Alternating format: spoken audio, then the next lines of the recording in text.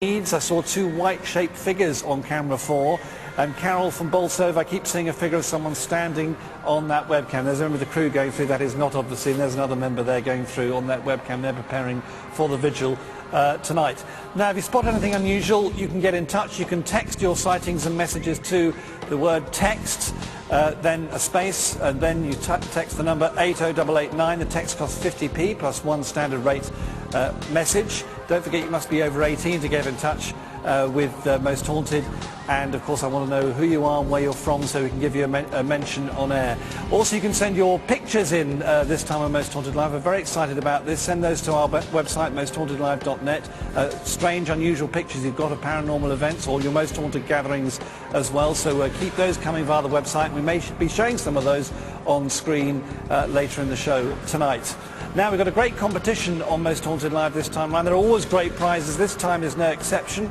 3 lucky winners will win pairs of tickets to go on a ghost hunting experience, courtesy of Virgin Experience Days, plus a pair of tickets to the next Most Haunted Live event. 7 runners-up will also get tickets for the next Most Haunted Live in the UK event as well. So here's the all-important question. What was the name of the last Most Haunted Live event? Was it number 1, 7 Sisters of Sin, 2, 5 Fickle Fingers of Fate, or 3, 8 Faces of Evil? If you think you know, call right now. Here is the number 09012 933 666. That's 0912933 666. Now, the calls cost £1 from a BT landline. Other networks may be higher, and from mobiles considerably higher. Over 18s can enter, and remember to seek the bill payer's permission before calling. The entries close at midnight on Sunday the 24th of January. Entries made after closing time won't be counted but may still be charged, and you can't enter, I'm afraid, if you're from the Republic of Ireland. For more details on the competition, go to mosthauntedlive.net. And if you want to text me, just a reminder of that, text the word screen, then a space to 80889. It costs 50p plus one standard rate message. You must be over 18 to get in touch, and don't forget to say who you are and where you're from. And I'll leave you with some more messages. We're getting some great stories already coming in from people who worked here, who've been here. Tina and Steve from Durham say, my husband was a child on the base in the 70s. His father was a firefighter in the RAF, and said the whole place was creepy, and he often used to scare himself when going past the hangars. Good luck to the team. And Carol from Bury St Edmunds says, I lived there for 3 years until it closed. The team needs to investigate the bar area of the sergeant's mess. Very creepy there. There were cold spots, especially by the bar, and always a sense that you were being watched. Keep those messages coming. I love them. More from Interactive a bit later on. Paul, back to you. Thank you, Julian. Well, we already have one audience member conducting her own mini vigil. We have 4 people in the audience monitoring the CCTV cameras at the location in and around tonight's vigil. And one man coordinates that for us, and we'll be taking some other audience members out on a different investigation. He's here now, paranormal investigator Phil Wyman. Phil, great to see you again. You too. Phil, what do you think is the real challenge of this place? The scale must be quite intimidating for anybody who's hoping to investigate this even over a week. It is. I mean, we're having to obviously condense what would be an immense operation to investigate this location, because it is so big. And when you've got a location this big, that's where the problems start, because where do you start your investigation, what locations do you go to, and that kind of thing. And that's the main issues that we've got. So hopefully we've chosen the right areas to do the investigation out through the week. But the fascinating thing as well is we are here all week, so if something occurs we can go back to that place. It's not a huge relocation, although it's a vast area. We can go back there during the day and investigate it further. Exactly. I mean, last live show we did, we might have had a problem doing exactly what you said, because some of the locations were miles apart from each other.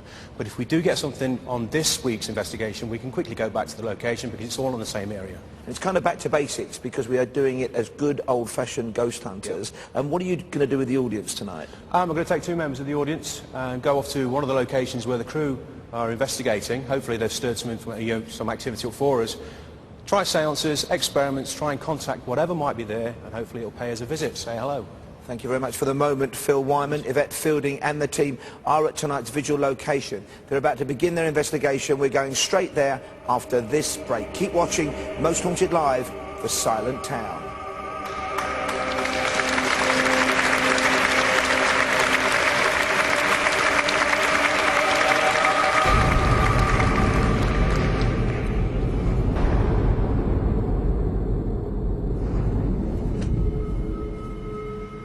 Hello and welcome back to Most Haunted Live, the silent town. The town in question being the once bustling RAF in Rainham in Norfolk, now abandoned, derelict and absolutely freezing.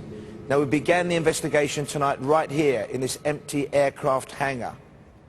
Abandoned, empty since 1994. We started with a séance, some very interesting results. Also some fascinating sensations from audience members. 3 audience members have smelt quite clearly burning oil. Another audience member, Nicola, has a cold hand, a very warm forearm, and then a cold upper arm.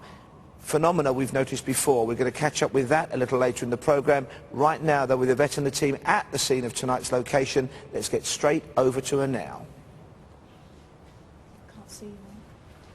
Okay, well, we're here inside one of the control towers on the RAF base, and we've just walked in the door on the ground floor, and it really is an amazing location. I'm so excited to be here.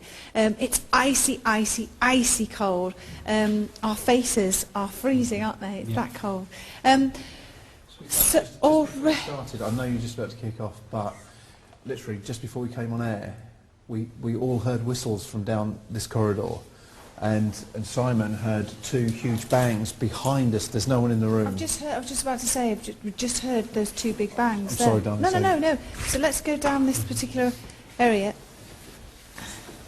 And we've got a few new faces. There, listen. Yeah, that was a whistle. Great. There's a definite whistle there, Matt. Did you hear it? Where was it? Did you catch it? Yep.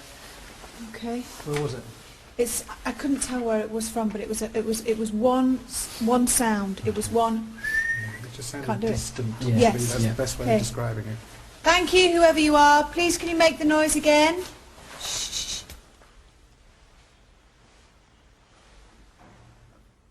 That was from upstairs. Yeah. Is there somebody upstairs? There's no one upstairs. There's nobody upstairs at all. What was that? Big bangs upstairs. Can I go and double check?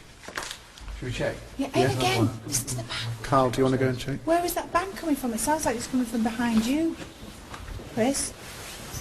And again. From upstairs. Are you sure? Yeah, upstairs above us. Working feet up there, then. Shh. Quiet, one voice at a time.